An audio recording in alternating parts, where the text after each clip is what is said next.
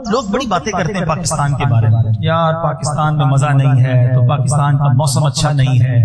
آپ دنیا میں چونکہ گئے نہیں ہیں نا، ورنہ پاکستان کتنے لحاظ سے کتنی بڑی نعمت ہے۔ میں صرف یہ والی بات آپ کو سمجھانا چاہتا ہوں۔ میں نے بڑی بڑی دنیا دیکھی ہے، صرف یوکے کی مثال دیکھیں، یورپ کے لوگ گرمی کو ترستے ہیں۔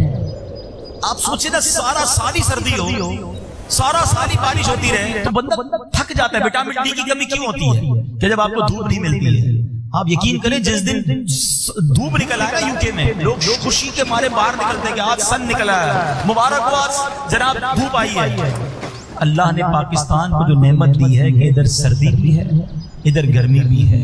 اچھا، پھر جو ہمارے دن ہے نا، یہ کتنی بڑی نعمت ہے۔ خاص طور پہ جو نمازی لوگ ہیں ان کو شاید اندازہ نہیں ہے۔ مجھے اچھی طرح یاد ہے، ایک بار میں برمنگھم میں تھا تو میں نے دعوت اسلامی کی موبائل اپلیکیشن کھولی کہ بھائی نماز کا جو ٹائم ہے وہ کب ہوگا۔ آپ کو پتا ہے عشاء کا ٹائم کتنے بجے شروع ہو رہا تھا؟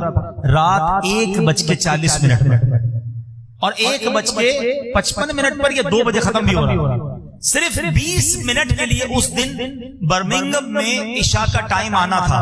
میں نے کہا یا خدا، یہ میں کس ملک میں آ گیا؟ اب جس کو نماز پڑھنی ہے اس کو تو پڑھنی ہے، پہلے تو 1:45 بجے تک جاگو اور وضو کر کے ریڈی رہو، 20 منٹ میں ٹائم ختم بھی ہو جانا ہے۔ میں نے کہا ماشاءاللہ، ہمارے یہاں پاکستان میں عشاء پڑھو، ساری رات عشاء پڑھنے کا ٹائم۔ آپ کو پتا ہے تقریباً 45 سے 50 راتیں یورپ میں ایسی آتی ہیں جس میں عشاء کا وقت ہی نہیں آتا۔ بی نائٹس کہلاتی ہیں۔ مغرب کا وقت آئے گا، پھر فجر کا وقت آ جائے گا، عشاء کا وقت نہیں آتا۔ اب وہ الگ اس کی شرعی مسئلے بہت سارے ہیں کہ پڑھنی ہے تو کیسے پڑھنی ہے، لیکن میں بتانا چاہ رہا ہوں، میں نے الحمدللہ یورپ میں ایسے بھی روزے رکھے اور دیکھے ہیں کہ رات 9:30 10 بجے 11 بجے جا کے افطار ہوتا ہے۔ کچھ رمضانیں جو گرمی میں آتی ہیں نا، ہمیں یوکے کے اسلام میں بتاتے ہیں کہ 11 بجے افطار ہوتا ہے اور 1 بجے فجر ہوتی ہے۔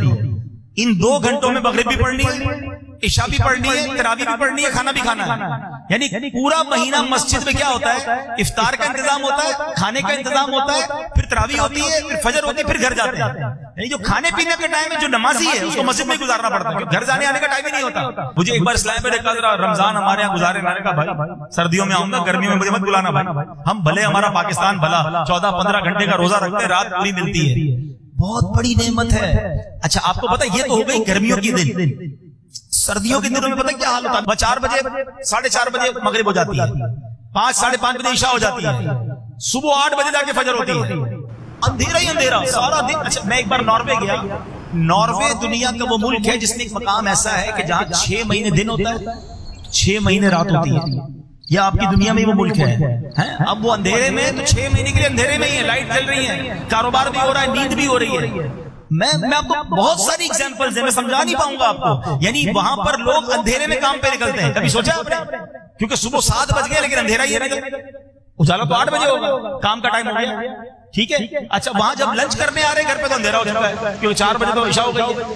عجیب و غریب معاملات ہیں، ٹھیک ہے نا۔ اب ہم کیسے لائف گزارتے ہیں؟ فجر کے بعد ناشتہ، ظہر کے بعد دوپہر کا کھانا، مغرب کے بعد کاروبار بند، عشاء کے بعد رات کا کھانا، پھر عصر آرام کرنا۔ کتنا نمازوں کے ساتھ ہمارا شیڈول بنا ہوا ہے۔ یہ نعمت سمجھو، جو باہر جاتا ہے اور ان ممالک میں جاتے ہیں ہم پاگل ہو جاتے ہیں کبھی کبھی کہ یار یہ کیسے ہوگا، ٹائم ٹیبل کیسے سیٹ ہوگا۔ یعنی بڑی مشکل ہو جاتی ہے بعض اوقات، روزہ رکھنے کو جی چاہ رہا ہے، رات 11 بجے افطار ہو رہی ہے، بندہ بولے یار 11 بجے تک کیسے روزہ رکھوں، تو بہت ٹف ہو جاتا ہے۔ تو یہ بھی پاکستان پر، یہ خاص طور پہ جنوبی ایشیا کے علاقے ہیں، ہماری زندگی بڑی آسان ہے، ہمیں تقریباً 12-14 گھنٹے کا دن مل جاتا ہے، 10-11-12 گھنٹے کی رات ملتی ہے، رات کی نیند ملتی ہے۔ بہت سارے ملک میں تو رات ہی نہیں آتی، مغرب کے بعد فجر آ جاتی ہے، وہ بیچارے دن میں ہی سو رہے ہوتے ہیں۔ تو یہ باڈی کے لیے بھی بڑا مشکل ہو جاتا ہے، صحت کے لیے مشکل ہو جاتا ہے۔ تو اللہ پاک نے ہمیں یہ بہت بڑی نعمت سے نوازا ہے، ہمیں اس نعمت کا شکر ادا کرنا چاہیے۔